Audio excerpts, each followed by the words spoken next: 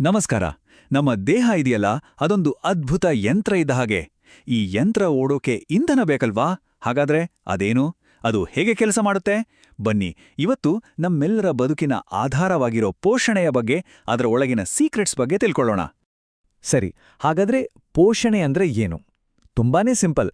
ನಾವು ಊಟ ಮಾಡ್ತೀವಲ್ಲ, ಆ ಆಹಾರ ನಮ್ಮ ದೇಹಕ್ಕೆ ಬೇಕಾದ ಎನರ್ಜಿ, ಗ್ರೋತ್ ಮತ್ತೆ ನಮ್ಮ ಸೆಲ್ಸ್ ರಿಪೇರ್ ಆಗೋಕ್ ಬೇಕಾದ ವಸ್ತುಗಳಾಗಿ ಬದಲಾಗುತ್ತೆ. ಇದೇ ಪ್ರೊಸೆಸ್ಗೆ ಪೋಷಣೆ ಅಂತ ಕರೆಯೋದು. ನಾವು ಉಸಿರಾಡೋದ್ರಿಂದ ಹಿಡಿದು ಯೋಚನೆ ಮಾಡೋವರೆಗೂ ಪ್ರತಿಯೊಂದಕ್ಕೂ ಬೇಕಾದ ಫ್ಯೂಯಲ್ ಸಿಗೋದೇ ಇದ್ರಿಂದ. ಈ ಆಹಾರದಿಂದ ನಮ್ಗೆ ತುಂಬಾನೇ ಮುಖ್ಯವಾದ ಕೆಲವು ವಸ್ತುಗಳು ಸಿಗುತ್ತೆ. ಆ ವಸ್ತುಗಳನ್ನ ಏನಂತ ಕರೀತಾರೆ ಗೊತ್ತಾ? ಅವನ್ನೇ ನಾವು ಪೋಷಕಾಂಶಗಳು ಅಥವಾ ನ್ಯೂಟ್ರಿಯೆಂಟ್ಸ್ ಅಂತ ಹೇಳೋದು. ನೋಡಿ, ಇವು ಬರೀ ಊಟದ ಒಂದು ಭಾಗ ಅಷ್ಟೇ ಅಲ್ಲ, ನಮ್ಮ ದೇಹದ ಪ್ರತಿಯೊಂದು ಕೆಲ್ಸಕ್ಕೂ ಬೇಕಾದ, ಅಂದ್ರೆ ಅಷ್ಟು ಮುಖ್ಯವಾದ ಕೆಮಿಕಲ್ಸ್. ಹೆಲ್ದಿಯಾಗಿರೋಕೆ ಇವು ಬೇಕೇ ಬೇಕು. ಹಾಗಾದ್ರೆ ನಮ್ಮ ದೇಹ ಸರಿಯಾಗಿ ಕೆಲಸ ಮಾಡೋಕೆ ಒಟ್ಟು ಎಷ್ಟು ಥರದ ಪೋಷಕಾಂಶಗಳು ಬೇಕು? ಆಶ್ಚರ್ಯ ಆಗ್ಬೋದು. ಪ್ರಮುಖವಾಗಿರೋದು ಕೇವಲ 6.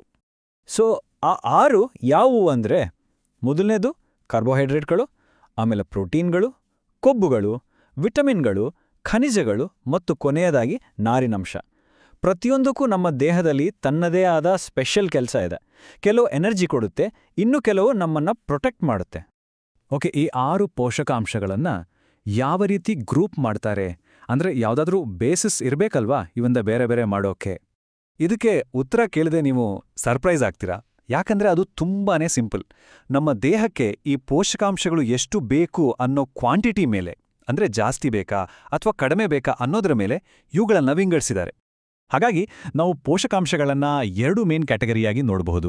ಒಂದು ಬೃಹತ್ ಪೋಷಕಾಂಶಗಳು, ಅಂದ್ರೆ ಮ್ಯಾಕ್ರೋನ್ಯೂಟ್ರಿಯೆಂಟ್ಸ್. ಹೆಸರು ಹೇಳೋ ಹಾಗೆ ಇವು ನಮಗೆ ಜಾಸ್ತಿ ಪ್ರಮಾಣದಲ್ಲಿ, ಅಂದ್ರೆ ಗ್ರಾಮ್ ಲೆಕ್ಕದಲ್ಲಿ ಬೇಕು.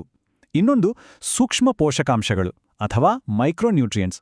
ಇವು ತುಂಬಾನೇ ಕಡಿಮೆ ಪ್ರಮಾಣದಲ್ಲಿ ಸಾಕು, ಮಿಲಿಗ್ರಾಮ್ ಅಥವಾ ಮೈಕ್ರೋಗ್ರಾಮ್ ಲೆಕ್ಕದಲ್ಲಿ. ಸರಿ, ಹಾಗಾದ್ರೆ ಮೊದಲು ಈ ಬೃಹತ್ ಪೋಷಕಾಂಶಗಳು ಅಂದ್ರೆ ಏನು ಅಂತ ನೋಡೋಣ. ಬೃಹತ್ ಅಂದ್ರೆ ದೊಡ್ಡದು ಅಲ್ವಾ? ಸೊ ಇವು ನಮ್ಮ ದೇಹಕ್ಕೆ ಜಾಸ್ತಿ ಪ್ರಮಾಣದಲ್ಲಿ ಬೇಕಾಗಿರೋ ಎನರ್ಜಿ ಸೋರ್ಸ್ ಮತ್ತೆ ನಮ್ಮ ದೇಹವನ್ನ ಬಿಲ್ಡ್ ಮಾಡೋ ಬಿಲ್ಡಿಂಗ್ ಬ್ಲಾಕ್ಸ್ ಇದ್ದಾಗೆ. ಈ ಮ್ಯಾಕ್ರೋನ್ಯೂಟ್ರಿಯೆಂಟ್ಸ್ನಲ್ಲಿ ಮುಖ್ಯವಾಗಿ 3 ವಿಧಗಳಿವೆ: ಕಾರ್ಬೋಹೈಡ್ರೇಟ್ಗಳು, ಪ್ರೋಟೀನ್ಗಳು ಮತ್ತು ಕೊಬ್ಬುಗಳು. ಇವೇ ನಮಗೆ ಮೇನ್ ಆಗಿ ಎನರ್ಜಿ ಕೊಡೋದು, ಮಸಲ್ಸ್ ಬಿಲ್ಡ್ ಮಾಡೋದು. ಆಮೇಲೆ ನಾರಿನಂಶದ ಕಥೆ ಏನು ಅಂತ ಕೇಳಿದ್ರೆ, ಅದನ್ನು ಕೂಡ ಡೈಜೆಷನ್ಗೆ ಹೆಲ್ಪ್ ಮಾಡೋ ಒಂಥರದ ಕಾರ್ಬೋಹೈಡ್ರೇಟ್ ಅಂತಾನೆ ಪರಿಗಣಿಸ್ತಾರೆ. ಸರಿ, ಜಾಸ್ತಿ ಬೇಕಾಗಿರೋ ಬೃಹತ್ ಪೋಷಕಾಂಶಗಳ ಬಗ್ಗೆ ನೋಡಿದ್ವಿ. ಈಗ ಬರೋಣ ಸೂಕ್ಷ್ಮ ಪೋಷಕಾಂಶಗಳ ಕಡೆಗೆ. ಇವುಗಳ ಹೆಸರು ಸೂಕ್ಷ್ಮ ಅಂತ ಇದ್ರೂ ಇವುಗಳ ಇಂಪಾರ್ಟೆನ್ಸ್ ಖಂಡಿತ ಸೂಕ್ಷ್ಮ ಅಲ್ಲ.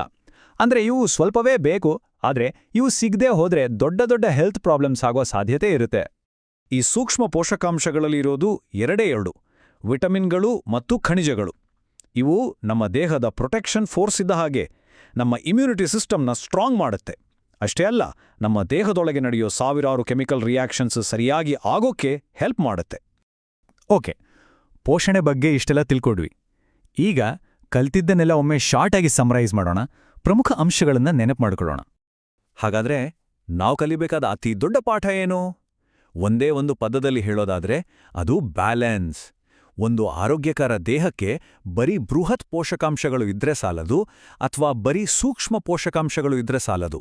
ಜಾಸ್ತಿ ಬೇಕಾಗಿರೋ ಮ್ಯಾಕ್ರೋಸ್ ಮತ್ತೆ ಕಡಿಮೆ ಬೇಕಾಗಿರೋ ಮೈಕ್ರೋಸ್, ಇವೆರಡರ ಸರಿಯಾದ ಬ್ಯಾಲೆನ್ಸ್ ಇದೆಯಲ್ಲ, ಅದೇ ಆರೋಗ್ಯದ ಅಸಲಿ ಸೀಕ್ರೆಟ್. ಒಂದಿಲ್ದೆ ಇನ್ನೊಂದು ಪರ್ಫೆಕ್ಟ್ ಆಗಲ್ಲ. ಸರಿ, ಈ ಚರ್ಚೆಯ ಕೊನೆಯಲ್ಲಿ ಒಂದು ಚಿಕ್ಕ ಪ್ರಶ್ನೆ. ಈಗ ಸಿಕ್ಕಿರೋ ಇನ್ಫಾರ್ಮೇಷನ್ ಇಟ್ಕೊಂಡು ಒಮ್ಮೆ ನಮ್ಮ ಊಟದ ತಟ್ಟೆಯನ್ನ ನೋಡೋಣ. ನಾವು ಪ್ರತಿದಿನ ತಿನ್ನೋ ಆಹಾರದಲ್ಲಿ ಈ ಎಲ್ಲಾ ಬೃಹತ್ ಮತ್ತು ಸೂಕ್ಷ್ಮ ಪೋಷಕಾಂಶಗಳು ಸರಿಯಾದ ಬ್ಯಾಲೆನ್ಸ್ನಲ್ಲಿದೆಯಾ? ಒಮ್ಮೆ ಯೋಚನೆ ಮಾಡಿ ನೋಡಿ.